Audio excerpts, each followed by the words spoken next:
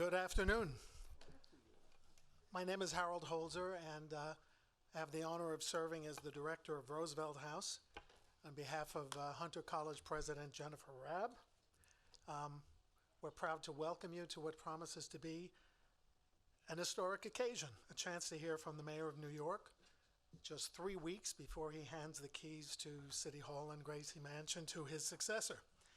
Mr. Mayor, thank you for visiting Roosevelt House, which, as you know, offers classes in public policy and human rights to Hunter undergraduates. Some students are here today, I think, one of whom, Senior Dave Basnet, I know he's here somewhere. That's Dave over there. Just last week, became only the second Hunter student in its 151-year history to win a Rhodes Scholarship.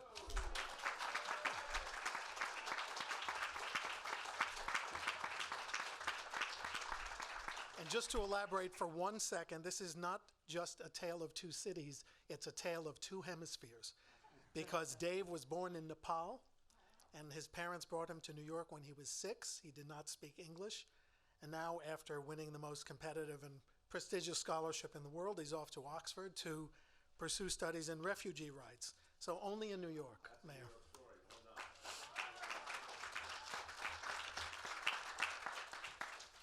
Most of you have been to events here before. You know we're in Franklin and Eleanor Roosevelt's house. On the floor above this, the floors above this auditorium, FDR and his brain trust forged the building blocks of the New Deal, including Social Security and the minimum wage, amidst the gravest economic crisis in American history. And here Eleanor began her own public service career, volunteering at the settlement houses of the Lower East Side. By the way, one of the visitors that the Governor Roosevelt always welcomed here with great glee was the mayor of New York. LaGuardia then became one of the great beneficiaries of New Deal infrastructure money. Nice parlay there. The tangible results of which include, as you all may know, the Triborough Bridge, community swimming pools, the Central Park transverses, subway extensions, etc. And Hunter College. A big Hunter College building built by the WPA, opened in 1940 by President Roosevelt and Mayor LaGuardia. And not in such official terms, but in human terms, Roosevelt looked at the mayor and said, he comes down to Washington and tells me very sad stories, terribly sad stories, with tears running out of his eyes and down his cheek. And the first thing I know, he's wrangled another $50 million out of me. It's a good relationship. Mayor, you haven't resorted to tears these past 8 years, not that we could see anyway, but you fought hard for your city. You've worked to lead us through the worst health pandemic since the one that disabled Franklin Roosevelt. And it's our honor that your honor is here. And with that, you've got the biographies in your program. I needn't say more. Let me turn it over to our the head of urban affairs and urban policy at Hunter College, the founding public policy faculty chair at Hunter College, Professor Joe Vitariti.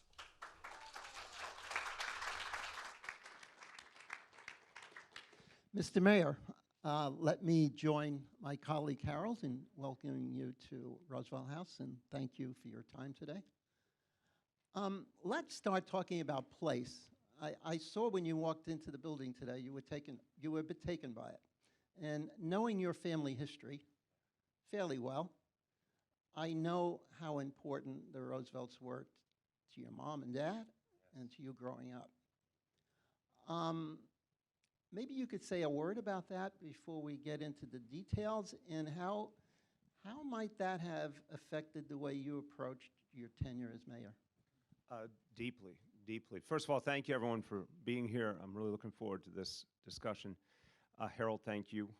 Beautiful framing of what this place means. Thank you. And Joe, thank you. We've gotten to know each other over the years. Joe wrote a book. You can like it, dislike it, whatever, but he really put his heart and soul into trying to understand what I and my team were doing over these years and where it came from. And I appreciate the integrity and the humanity of what you've done. And Joe's prompting me because he knows this is a deep-seated reality for me and my family. I realize for so many of us who end up in public life, the reason we ended up in public life really came from our family experience and our values. It doesn't mean everyone's linear, obviously, but for so many of us, it was the reality of what we lived through our families, which shaped values, which shaped a sense of needing to be involved in the community and society around us. In my family, my mom's parents came from southern Italy, and the immigrant experience was deep. She ended up going to, a child of a family from southern Italy, from a small town. She ended up going to Smith College, her own American dream. My dad's family came from the Midwest to New York, seeking everything about New York. And what I remember as a young person at family gatherings, like holiday gatherings, there would be this amazing kind of deep reflecting on the past and recounting the stories. And my mom and her two sisters would constantly invoke Franklin Delano Roosevelt and Fiorello LaGuardia, because that was their formative years. Those years were when they were coming of age. And they spoke with a reverence. But the reverence was not just for the personalities, it was for what they did and how they changed people's lives and the profound hope they gave people. The fact that when you hear children of the Depression talk about the Depression and talk about how much fear they lived in, there was no end date for the Depression. We now know when and how it ended. They didn't get like a memo telling when it was going to end. If you were coming up, if you were a young person, if you were a teenager in those years, you didn't know if it ever ended. But Roosevelt and LaGuardia both gave them a tremendous sense of hope, and it was hope through action. And all those things, you mentioned, Harold, all those things that profoundly changed life in this city, those investments, those decisions, those policies, things that happen right here in this building, they imbued in a whole generation of people a sense of what could be in the world and a respect that government could be a force for good and there could be people doing good in the world. So the bottom line is, I think that was everything I needed to know in many ways. And I say those conversations were so deep, so pervasive, so rich, that it was like there were two more chairs at the table, one for Franklin Delano Roosevelt and one for Fiorello LaGuardia. They felt present in the room. So I'll only finish it by saying I think I was deeply inspired. I think a lot of those ideas are just as pertinent today. As we were fighting back COVID, we created the CCC of our own, the City Cleanup Corps, and hired a lot of New Yorkers to help New York City recover. We created the City Artist Corps based on a lot of what we saw with the WPA and supporting artists through the Depression and writers. These ideas are pretty eternal. And even when I did something like Pre-K for All, its precursor clearly was that idea coming out of the New Deal that we could do these big, bold things that could reach people.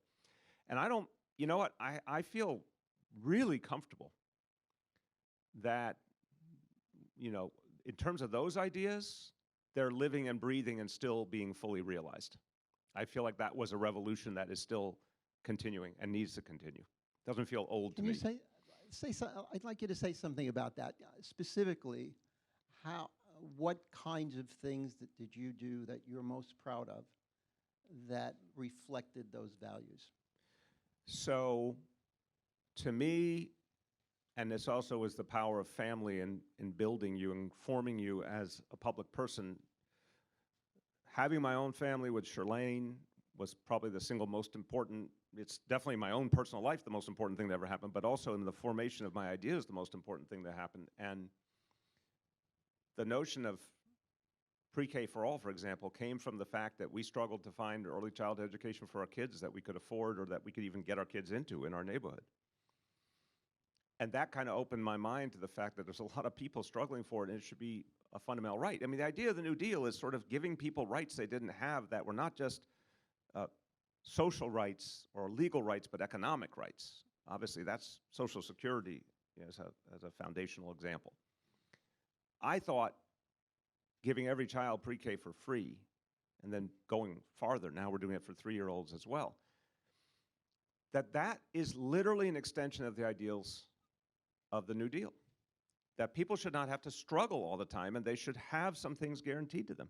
And I think there's many more levels of that to go.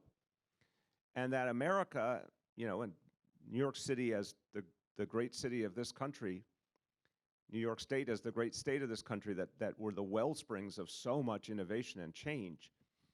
But for all of America, we're in a process of realizing we could be something different. This is not belittling all the struggles and tensions and conflicts, but I'm talking about, New Deal to now. I'm talking about almost a century. We can be everything we are as Americans and with our own political tradition and history, but we can also borrow from other traditions around the world and create more of these economic rights. And I think we've shown here in the city in these last 8 years that some of that can happen in the here and now.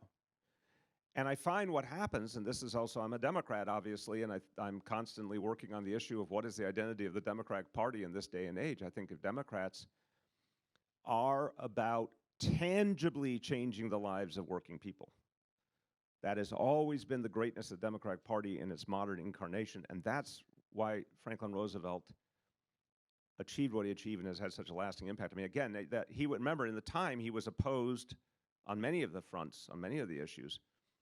But I always say to people who are like, oh, the New Deal, Reagan tried to undo the New Deal and Trump tried to undo the New Deal. And I say, if you wonder if the New Deal is still around, reach into your wallet for your Social Security card. And there's your answer. It's never been undone. I don't think it ever will be. But it is a set of ideas that need to be built upon further, in fact, and can be. And one last point, since we're on the Roosevelt theme. I think a lot of you may know the story. I'll say the very quick version, but I think it speaks volumes. I believe it really happened. It's quoted so often that Roosevelt, after he passes away in Warm Springs, and the funeral train is going back north, and there's a crossing in Georgia as the train is passing by, and a journalist happens to be there watching the people assembled to honor Roosevelt, honor his memory as the train passes by, and there's a farmer with his hat over his heart and a tear coming down his cheek. And the journalist is struck by how personal and emotional it is for this farmer. And so he turns to the farmer and says, "Did you know Mr. Roosevelt?" And the farmer says, "I didn't know Mr. Roosevelt, but he knew me." And I think that captures, whether you call yourself a progressive, whether you call yourself a Democrat, that captures what we are supposed to be. And that's the unfinished revolution, that people will realize that, their leaders, their government, their party is actually reaching them personally, sees them, is reaching their life, changing their life in a way that becomes very personal, very tangible. That's the unfinished revolution.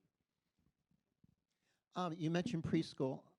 Pre-K has been deemed by most evaluators as a very successful program in terms of addressing educational needs and providing assistance for working parents. Can you give me two more, if there are two other policies that you would like to showcase, what would they be? I have my own personal favorites. Look, there's a bunch I could talk about, and I think some that will have a lasting impact. I won't list Vision Zero, but I'll put it in the category, or IDNYC. A lot of things I think will have a very lasting impact, and I hope have had a profound impact already. The three that I feel are sort of our original contributions, if you will, structural contributions.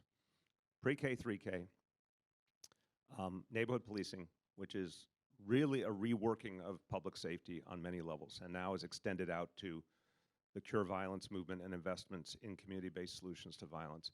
And then I'd say it's everything around mental health that started with Thrive, now is a bigger umbrella, mental health for all.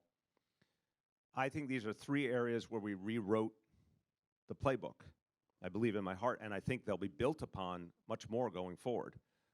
I think if you weren't doing early childhood education, you weren't doing education. I honestly believe this. This is now what I've felt even more now, having done it for 8 years. We society, city, government, et cetera, we were missing the main element, which was early childhood. I'm really proud that we righted the ship there. I think there's much more that can be done. Policing, I don't even need to begin to describe what's been off and wrong and misguided in American policing, along with the good in American policing. But neighborhood policing, reorienting the relationship, focusing on investments in communities and community-based solutions to violence, that's a rework that I think is going to deepen a lot. And then, of course, mental health. Mental health began with destigmatizing, and Shirlane did an amazing job with others doing that to begin with. but then acknowledging that government now needs to take responsibility, not just for physical health, but mental health, and rework our conception of what is possible and start to fill it in. I think those three are going to have a lot more life in the years ahead. What evidence is there that either of those have worked? We know in the narrowest immediate time frame, I mean, a bunch of scholars in the room, so I'm going to use one of my favorite quick vignettes to frame my answer.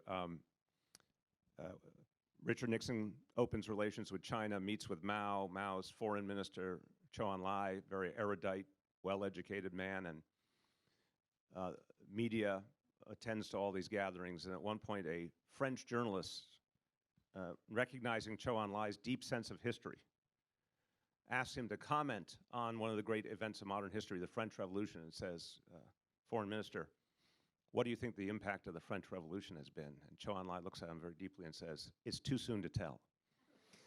So I would say I feel we have some real evidence after just years, but it's going to play out more in the future. Pre-K we've seen already in test scores, to the extent test scores are a measure.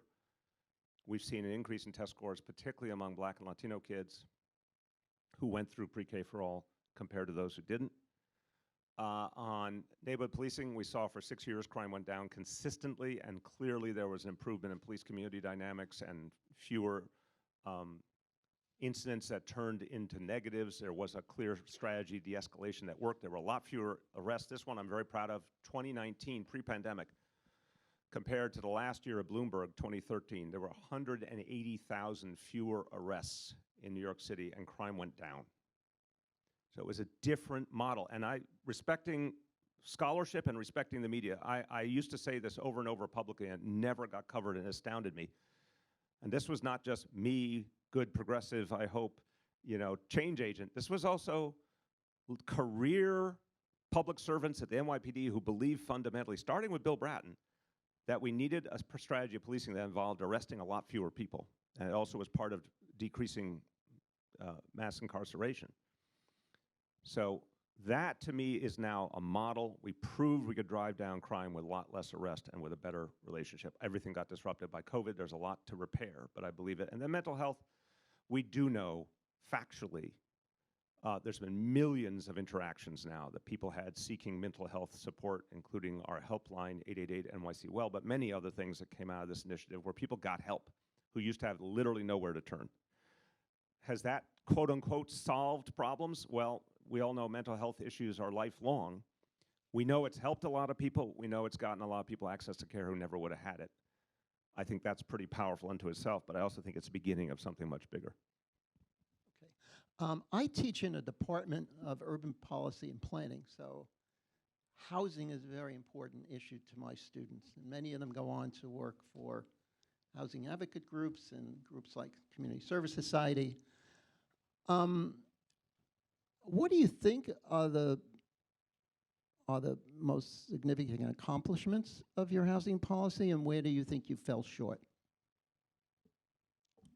I think, first saying we were going to do 200,000 apartments built or preserved for New Yorkers, and by the way, low-income New Yorkers, working class, middle class, that was always the range, and that we would get 200,000 done. Just saying that kind of number, which would make it the biggest in the history of the city, that was audacious. In fact, it's being completed right now. And then we added 100,000 more. So I'm very, very proud of that. That's gonna be probably 700,000 or more New Yorkers who have decades ahead of affordable housing. Working to change the rent laws in Albany and getting them updated so they protect tenants more. The right to counsel law, so we provide legal support, even a lawyer for free to stop illegal evictions, which has been a huge success, emulated around the country. There's a lot of things that I feel great about. I think in addressing gentrification, I'm frustrated because first of all, gentrification is not just one thing, it's very much a double-edged sword, but second, we kept trying to raise wages and benefits while creating more affordability. And in some ways that worked. The recent analysis that came out of the Independent Budget Office, which Gothamist covered, shows we did start to move the needle on income inequality, but it didn't go as fast as I wanted it to because at the same time, the price of things kept rising in the city. So it was, ironically, we were structurally addressing income inequality, and we were addressing affordable housing, and yet New York City was doing very, very well as a global city, which was pushing up prices simultaneously. It was a very frustrating series of things on one level. I'm still comfortable it was a big net gain, but I wish we could have found more solutions to keep ahead of that reality, and I think they're out there. I think we need to keep working on them. And I've spoken often about the fact on homelessness, I think we got the strategies right in the second part of this administration. We did not get them right in the first part. The things we're doing now, I think, are working in large measure and will work over time. But I'm frustrated for the things we didn't see in the beginning that I wish we had seen. There was an interesting article in Gothamist last week about income inequality, which is not usually seen as a local issue. And very respected economists like James Parrott have felt like you have begun to make a dent there. Where critics have come forward in terms of the housing policy is it doesn't seem to be reaching the poorest of the poor. Where do you think things went wrong? If you were to advise your successor on what might be done differently, what would you say? Look, I would say we went through our own evolution. The policies, I think, under Bloomberg were not situated properly. We tried to change a lot of those. I'm very proud of mandatory inclusionary housing, for example, literally mandating the creation of affordable housing and development. But we also went through our own journey and decided we needed to put more of the resources into the lowest income housing. And we did more of that in the second term as well. And seniors, I want to note, because this is a city that's becoming proportionally more and more senior, so we moved resources in that direction. But I also, I know we'll take some questions, I want to just say I defend the notion, though, that the Affordable Housing Initiative had to be low income substantially, but also working class and middle class. And I use example, a nurse and a firefighter, whatever you want to think about. Public servants, everyday working people, you might call them working class, you might call them middle class, but we have to have the ability of folks who are part of the fabric of the city, who serve the city, to live here too. And that's not going to happen without subsidy in many cases or affordable housing initiatives. So I do not think it should be just one thing. I truly don't. I also remind you, the good news, 400,000 New Yorkers live in public housing. That is obviously for the lowest income New Yorkers, and we've protected that, and we're trying to make it better. A lot to do, but it is protected. Rent stabilization reaches over 2 million New Yorkers, including a lot of low-income people, and we strengthened that, and we fixed, in my opinion, strongly fixed the Rent Guidelines Board to be more fair. So New Yorkers have not seen their rents go up much in rent-stabilized housing during these really tough times coming out of the recession and then, of course, the pandemic. So I think a lot has been done to adjust to protect and support low-income people and to stop evictions, like right to counsel. But I agree, even more going forward. So I'd say what we started to do more in the second term, I would advise my successor, deepen there. From my reading, it's about $4 out of $5 in your housing plan had to come from the private sector because the federal government is not there. As I said to you when we had an early meeting, you're trying to live LaGuardia's dream in Bloomberg City, and at the time we didn't have an FDR in the White House. I think we had somebody by the name of Trump in the White House at that point. Some would argue that there should be more of an emphasis on the not-for-profit housing market. How do you feel about that? I think it's a really powerful piece of the equation. I mean, we've obviously in the support for affordable housing on a vast scale, and this is a huge amount of money. Tens of billions have gone into the creation of affordable housing. A lot of it's city money, but it's sparked much more in terms of private investment. And the nonprofit developers have been in many ways the most productive piece of the equation. So I actually think there's a lot more there. I would lean there more as well. I also think communities respond a lot better. In New York City, we all know development in New York City going back generations is controversial. Communities are much more accepting and open to nonprofit developers.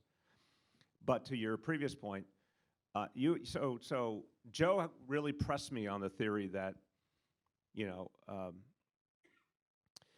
LaGuardia had Roosevelt, and Lindsay had Lyndon Johnson and Great Society, and you're like, hey, loser, you didn't have one of those folks. You know, it's like you had these very large ideas of what we could change, but you didn't have a president or a Congress who would do that for you and help you that way. And I agree, there's truth in that statement, although I'm very happy to say, as this story concludes, that Joe Biden is showing us something pretty amazing with the infrastructure bill that is going to help us long-term in a giant way in this city, especially this city. And let us pray the next big piece of legislation with Build Back Better could go even farther. But I will argue that New York City between the 30s, the 60s, and now, a lot changed, and we became a powerhouse unto ourselves. And the resources this city now wields are much, much greater than what it used to have. And because we became a great global city, because our tax base strengthened, because we became a more diverse economy, and lots of people, public and private sector, get credit. But with this city now, even without a Washington partner, we were able to do some very big things. We needed sometimes help from Washington. We needed sometimes help from Albany. Remember, I had to fight to get help from Albany for pre-K, and we won it on the strength of the people, not because the then governor, who's not governor anymore, I'll just let that hang there. He's not there anymore. He tried to resist it. We built a coalition in the legislature and in the public to get it done. So we were never alone. But we have become a place that determines our own destiny a lot more than back in my predecessor's time. I would like to, education is my favorite issue. You've put an end to gifted and talented programs in New York and come up with something else. So what people, and those of us who watch education know that the way we choose who we think is gifted and talented is fixed in favor of people who are privileged. We know that. But what do you put in its place, because there are a lot of gifted and talented kids out there who are black and brown and come from poor areas and need special kinds of programs that accommodate their needs? Look, I will say, and you asked sort of things I didn't do as well. I want to put this in that same category. I'm thinking, of course, of specialized high schools, which is kind of a gateway to this topic. That I look back on our efforts to create more fairness and equality and diversification in education, and I realized we just fundamentally misunderstood how to communicate with people. And we needed to say, we're not going to have a situation where anyone is diminished, any family or any community loses out. We've got to create something that's additive. And we didn't do that well enough with specialized high schools. And that still needs to be fixed, because it's atrocious. The admissions to specialized high schools do not reflect this city. It's not right. It can be fixed. It has to be fixed, but in a different way than what we tried to do. But on gifted and talented, we had a very different reality.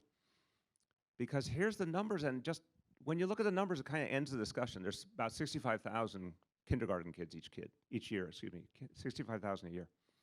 Only 2,500 get into gifted and talented programs. So the other 62,500 go on with their lives, and we hope and pray they get a good education otherwise. But do we really think that that's the magic number? 2,500 out of 65,000 are gifted and talented. Well, as we looked at it, we thought that number's off by a lot, because it's not just the kids who are gifted and talented across the board. It's kids who maybe a child is great at math or great at science or great at art or culture, but maybe not in every other subject, but they're still gifted, and that needs to be answered. It needs to be met and connected to. So what we have proposed is to restructure the entire concept and to be able to provide educational opportunities for kids that match their gifts to the tune of probably 10 times as many kids, which means it's even more inclusive. The challenge politically is it's being received in some quarters as, again, taking away of something. We've got to prove to people, and we got to do it, in the doing of it, that it is additive, that it's something that's going to actually bring, think of the kids who missed the cutoff, took the tests that used to exist that no longer exist, and, the kid who would have been in the 2,600 or 2,700 or 2,800 group and just didn't get what they could have gotten. That's wrong. So we're going to make it a much more across-the-board approach. And we can train teachers to do that, and we can do that in all kinds of schools. And that's where I think education is going to be going in the future. Okay. One more issue on education. You know, we've talked about this. I'm a supporter of charter schools. Charter schools around the country there's a mixed record, but if you look at New York, they're doing pretty well academically, and they're doing especially well with black and brown kids. And they're very popular in black and brown neighborhoods. And they're a waiting list. And at some point, the state will have to make a decision about whether to raise the quota on how many are allowed. What's your position on that? I know you've been you have not been very supportive of this. I would say, and I'll be quick because I know people are passing their questions forward, and I look forward to getting as many as I can.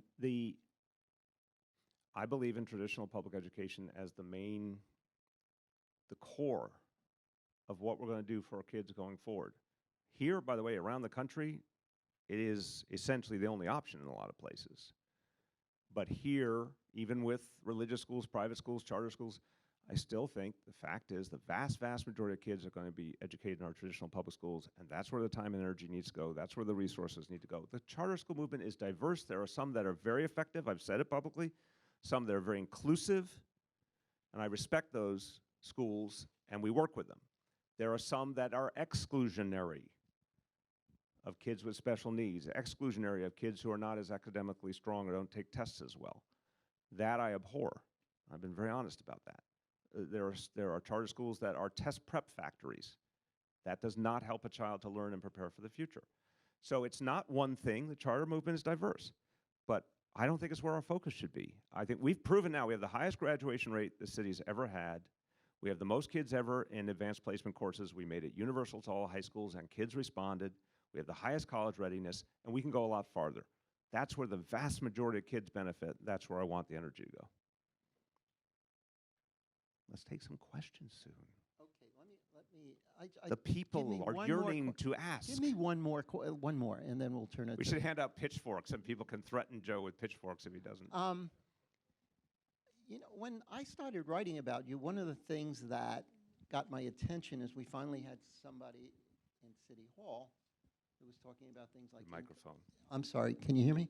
What motivated me to start writing about you is that we finally had somebody in City Hall after 20 years at least talking about income inequality, and you've done some things to help with that. I'm wondering, and what's gone on in New York and what's gone on with people like Bernie Sanders and Elizabeth Warren on the national scene has moved the Democratic Party in a direction that most people would say is more progressive and more accommodating to people who are struggling. What's curious about New York now is it almost seems to be moving in the other direction. I don't see the governor, Hochul, talking about this, and I don't hear the incoming mayor talking about this. I mean, is the revolution over in New York, No, not at all. or am I missing something? No, it's just begun, I assure you. I'm going to be talking about it a lot. I won't say in which particular venue or capacity, but I'm going to be talking about it a whole lot very soon. And I think this is where the people are. I think you're exactly right. The Democratic Party moved organically to the left. Joe Biden's core platform at this point is profoundly progressive. By the way, I believe it is rooted. I think Bernie Sanders had a big say, and Elizabeth Warren, all of them had a big impact. I think it's actually rooted in Franklin Delano Roosevelt and in Joe Biden's upbringing. I truly believe it. And I give him a lot of credit. I am extraordinarily impressed by what Joe Biden has already done, let alone what might be about to happen. So, no, the party moved organically. And it's not just about those who are struggling in the sense of the most disadvantaged. It's about working people. I keep bringing it back. This is the party of working people. And when we act like it, we succeed both substantively and politically.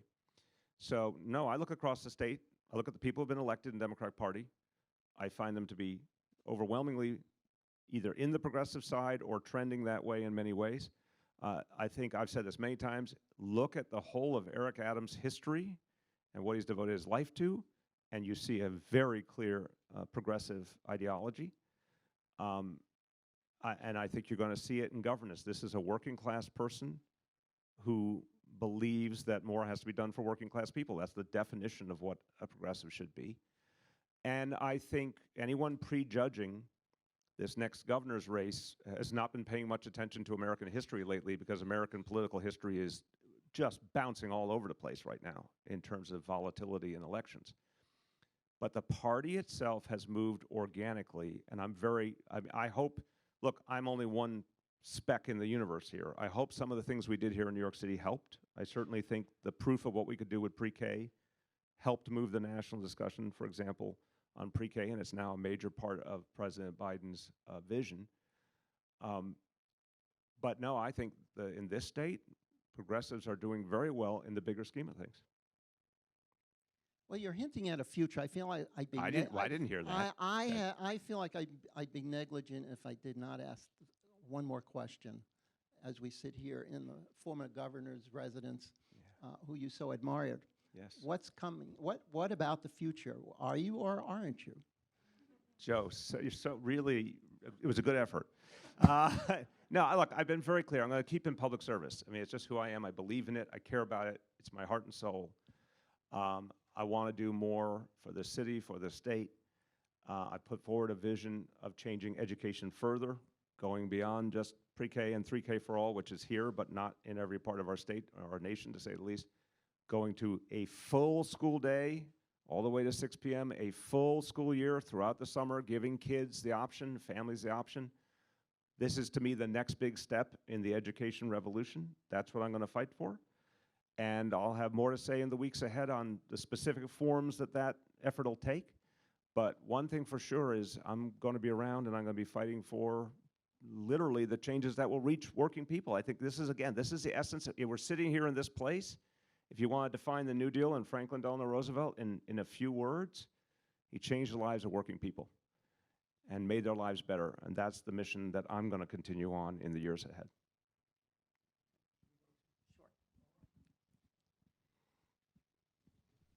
Well, we have quite a few audience questions.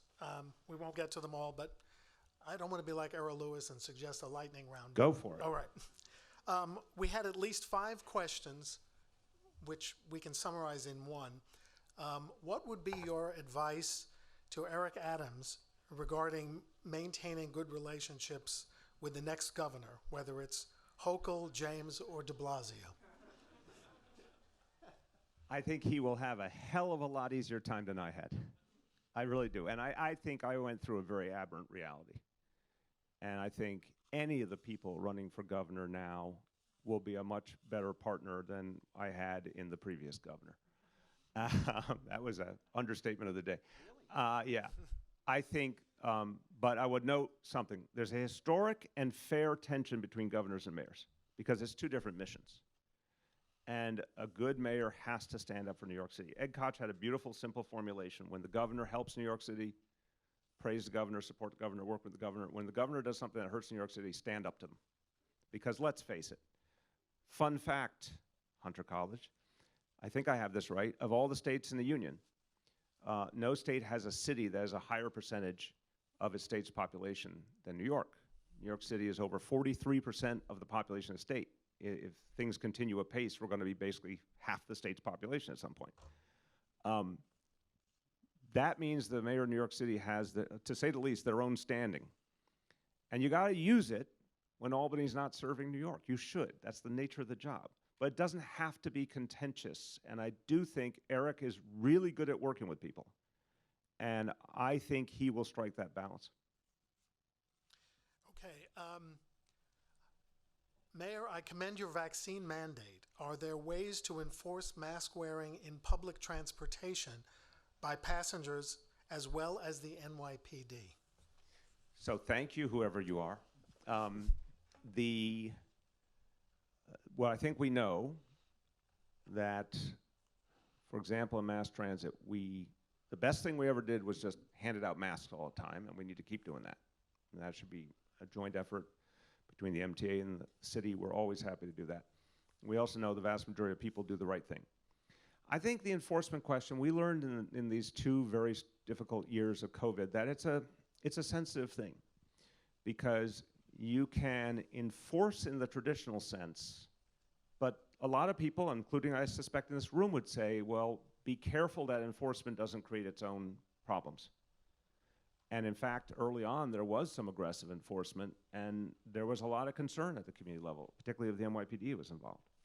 So I think the best thing we can do is keep working with the MTA to have civilians as much as possible, do mass distribution, education, remind people, and most people comply. Police officers, we've said really clearly, they need to wear a mask. Overwhelmingly, they do, but I've said openly, there's situations where people are not. I'm not talking about outdoors if they are vaccinated. I'm talking about in the subways. If they're not, then there has to be more discipline, there has to be more consequence. James Parrott, who Joe mentioned, has submitted a question online.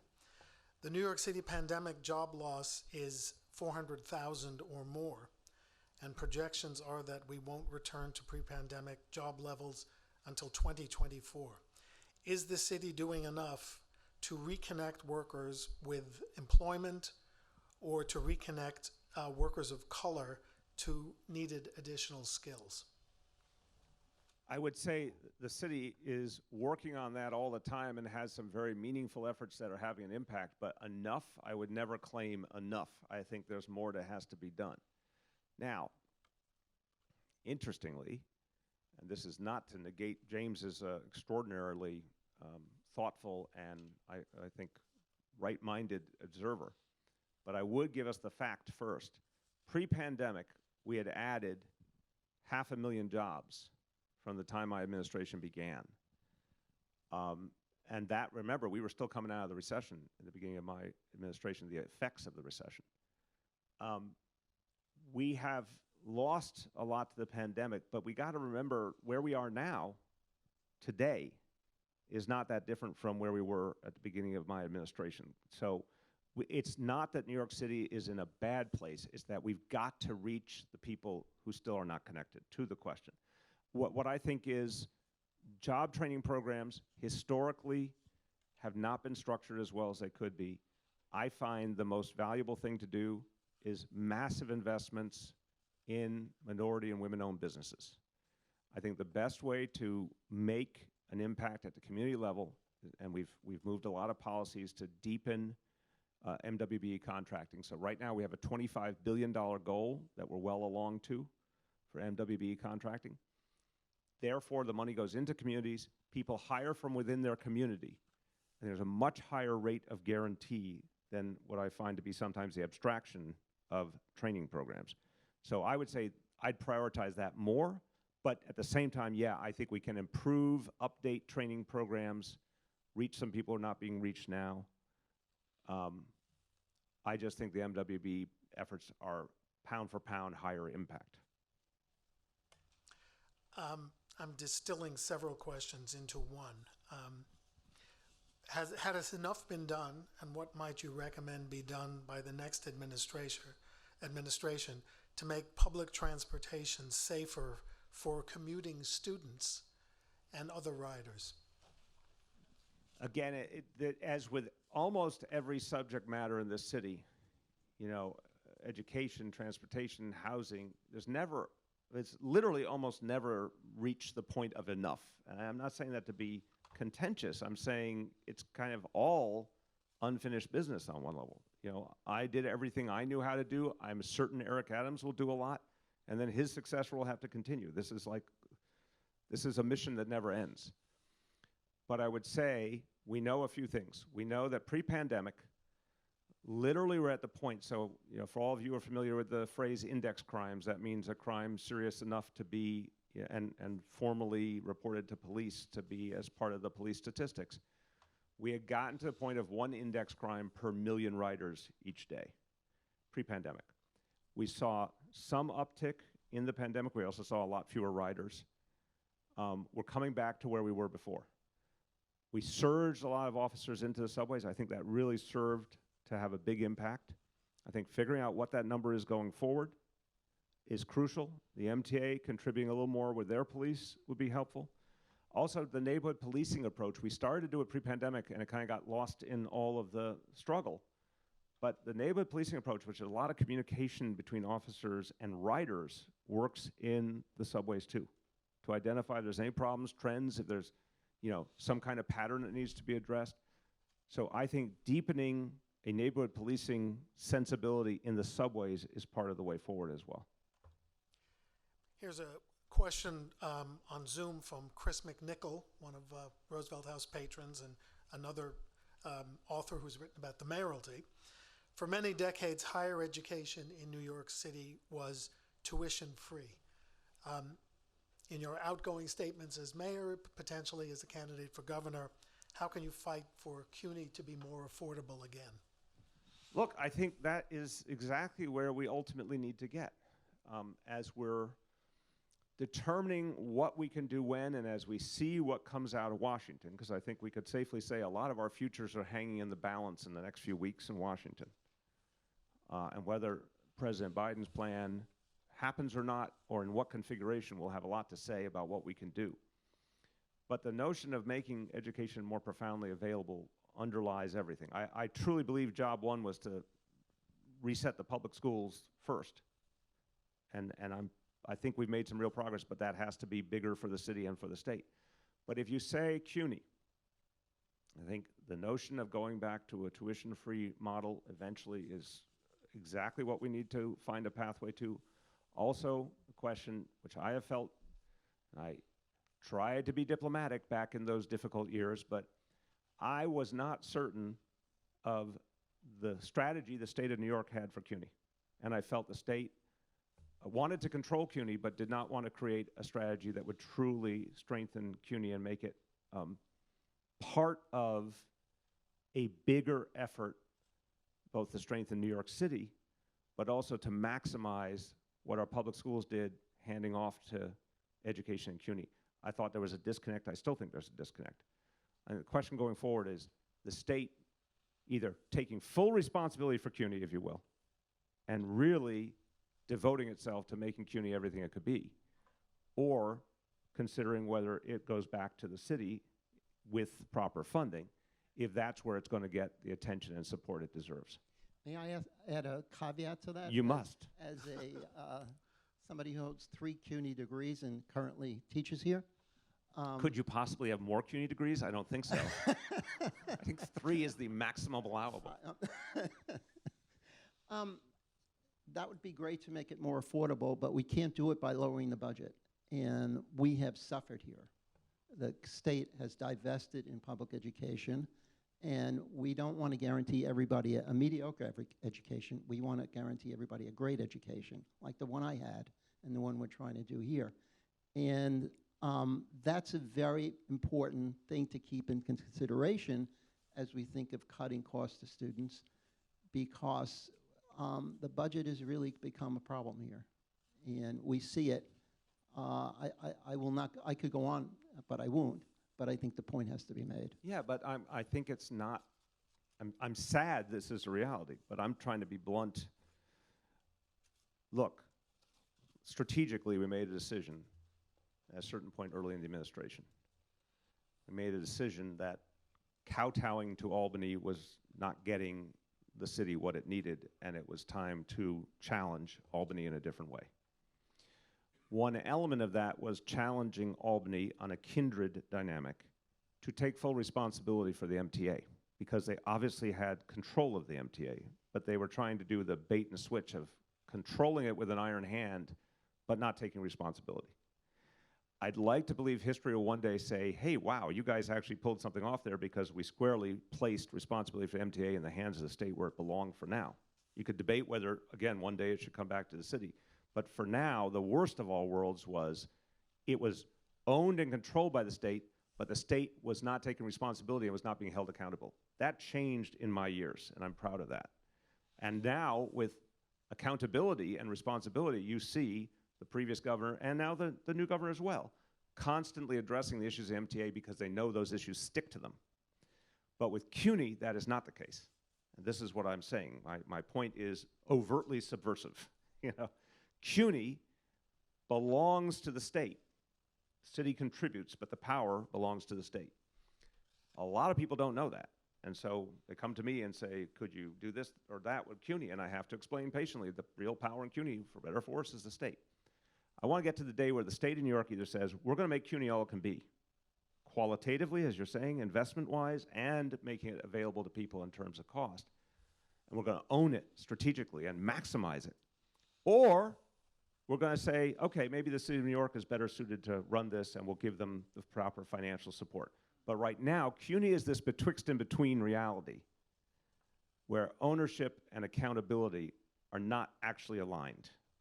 There is no public accountability placed on the state for CUNY, and that's hurting New York City, and it's hurting CUNY. I know I promised your staff we would get you out in a timely manner, so I'm just going to ask one more. There were so many good questions. One of my favorite How is... about we'll do 3 more? All right. We got the bonus. Okay. All right, this one is We need a labeled... bell that goes off with bonus questions. I tried, right? This is labeled Real Talk, and it's an interesting question. How has the Black Lives Matter movement affected how you think about your own privilege as well as your approach to public policy? It's a great question. It has. It has. I think I'm someone who has had a particular journey like all of us. And if I look, I grew up white in America, and I grew up also economically certainly not a wealthy family, not a poor family, like a middle-class family, and generally comfortable, not always secure, but generally comfortable. And I didn't recognize the privilege that came with all that, starting with white skin, but also, you know, if you happen to be educated or you happen to come from a more comfortable circumstance. And everything along the way has taught me that I need to recognize my privilege, understand what it means and what it means for understanding other people's lives and what we need to change. I think the Black Lives Matter movement helped me and a lot of people to go deeper into that and say, hey, you know, we have real blind spots. And I'm blessed because I did grow up with a true diversity of people. And then my own personal journey, whether it was my years in the Dinkins administration or, of course, the family that I love, you know, constantly has opened my eyes over the years to things I didn't grow up understanding.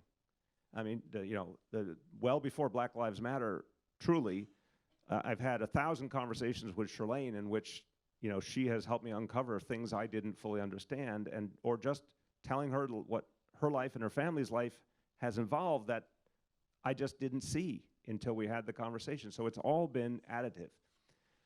But what it says to me in the end is there is, in one way we use words like reckoning. I think there is a reckoning going on, but I also think there's a reset going on, which is maybe a little more neutral term. A lot of us are recognizing how profoundly different we have to be. And that is everything from the way we relate to people in the course of our day to the policies that we create. We did something that's a direct result of the Black Lives Matter movement. We created a task force on racial inclusion and equity, and we said explicitly it would be the leaders of color within all the agencies of city government. They would sit as a body. They would have their own standing in the government and their own ability to create an agenda and move an agenda. And that was a change we needed, because a lot of those folks felt that their voice was not being heard in the bigger government, and a lot of ideas weren't getting through. We also created a racial justice commission based on what we see in other countries, truth and reconciliation commissions under, you know, very painful circumstances. We created something for New York City, a racial justice commission, to examine structural racism in our city agencies, but also private sector, academia, and come up with solutions. And they're going to be putting forward ideas that will go on the ballot. So it deeply affected me. Here's a question from an audience member who is disappointed that you didn't take credit for one of your big legacies, and asked how you might build on it. And that is the successful New York City ferry program. How do you expand it? And this is something that could be advocated on a state level too. How do you reach transit deserts like the South Bronx and northeastern Queens? Would you use the 91st Street area as a large northern ferry hub? How can you support or direct a water shuttle to LaGuardia Airport? which could also help with congestion pricing. Listen, thank you whoever said that or raised the question. Thank you. I think there's like limitless future for the ferries. The thing that we are working on now, and we have to perfect, even though the MTA is the MTA and run by the state at this moment, and the ferry system, NYC Ferry, is run by the city, we still have to find a way that one fare gets you to all of it. Because we explicitly made the ferry currently $275, pegged to the subway fare. There is a way to do it, and now that we have different leadership in Albany, this is my running theme of coming up with euphemistic phrases here. I think one day there will be a common ground that says we'll create a single fare, and that's going to revolutionize people's ability to use ferries. But much more to the question, I think all of those proposals will, I not only believe they're right, I think they will happen, because environmentally, in terms of climate, we have to go to the water. It is so much more efficient, it is so much cleaner. It is being wasted right now, and we have a heavily congested city that's not going to get uncongested anytime soon. So I think we're going to move to the water more and more, and not just with passenger, with freight as well. And we're going to have a lot more to say on that in the days ahead, because that's another part of our future. So I think this is an exciting piece that will unfold. And certainly I'd like to see the state of New York and the MTA, energetically embrace that as a vision. So I'm going to cheat just a little bit because there are two very similar questions. All right, then I'll say one final comment to the assembled Of course. wise people. One questioner wonders if the social inequality brought on by the pandemic has been adequately handled and how it can be. And then a corollary question comes and suggests, what do you think the rising national debt will do to affect the centrality of New York's economy or our ability to deal with social inequality and other issues? So I'm a good Keynesian, and I don't pretend to understand all the intricacies of macroeconomics or of the debt issue. But I'd say right now, if we're not leaning into the vision the president has, we're lost. The infrastructure bill, for example, absolutely necessary because it has been decades where the infrastructure problem was not being addressed. And the other elements, sort of social infrastructure elements, desperately needed if we're going to move forward as a country. So the debt issue does not create fear in me compared to the alternative. If we don't spend, I really fear for this country. I really fear for this country. If we do spend, I think there's more than one way to navigate the debt problem. On the question of, and by the way, obviously, another thing, spending creates the stronger economy and the revenue that helps you theoretically to deal with debt. I really believe that too. But on the social inequality, I would say this deeply. When we made a decision early on, and we were, our New York City and New York City Health Department were the first really that I knew of in the country to do this.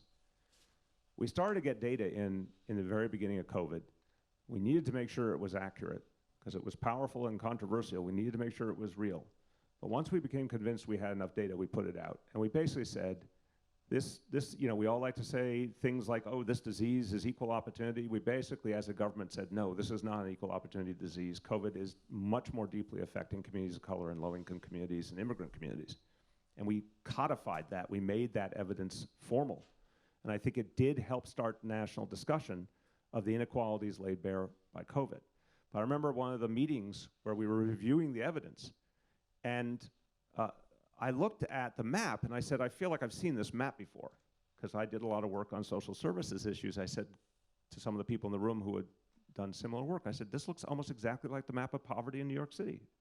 And they said it's literally almost exact, which is to say it is not, COVID made things worse for so many working people, for so many low-income people. It made things worse and disproportionate, like magnifying effect. But COVID is not the origin. These problems were profoundly existent pre-COVID, and the pattern was well established. And that's literally one of the things we came here to address by fighting income inequality. If there's any solace, it's that a lot of the same solutions that we were already working on and now President Biden is working on do give us the hope of reversing some of this. And that recent IBO study at the request of Gothamist was powerful because it showed you can turn the supertanker. It won't be fast, it won't be easy, but you can do it. Can I have a last word, Mr. Chairman? You're the mayor. Well, thank you. I feel special. Well, I just want to say, everyone, thank you, first of all, for spending the time together. And I just want to express, first of all, appreciation to any of you who either have been in public service or are thinking of going into public service or are studying this city and writing about the city, thinking about it. Thank you, because it all adds up. I just want to really encourage, I want to tell everyone who spent any time in public service, you know, almost without exception, contributes and helps us move forward. And it is a constant passing of the baton, you know, from one group of people to the next, but it just never stops. And so we always need more people who have that spirit to come forward. I have done this my whole life. It is enthralling, it is moving, it's filled with possibilities.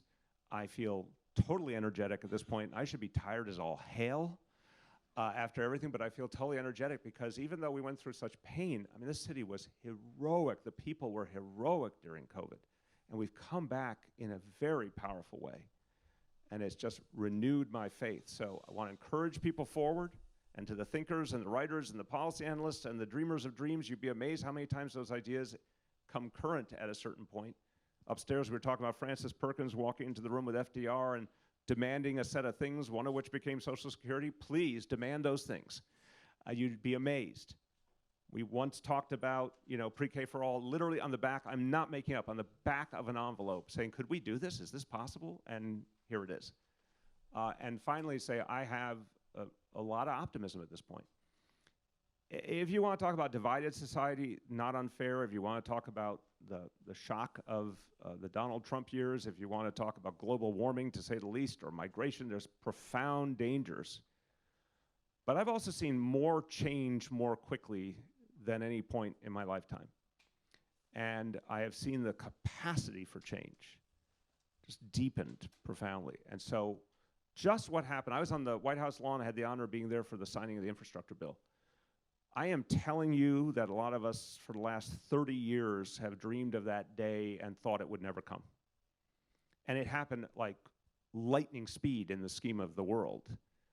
And the next legislation, bluntly, is even more powerful. So just take heart that there's tremendous potential for change and that, you know, committed people can often actually achieve those dreams. I have lived it in my own humble way, and I am just inspired by it. I'm inspired by what I've lived. I'm inspired by what I've seen. I'm inspired by this amazing place we all share that, you know, whatever its rough exterior, I always say, New Yorkers with our rough exteriors, behind which beats a heart of gold. And it always gives me hope. Thank you.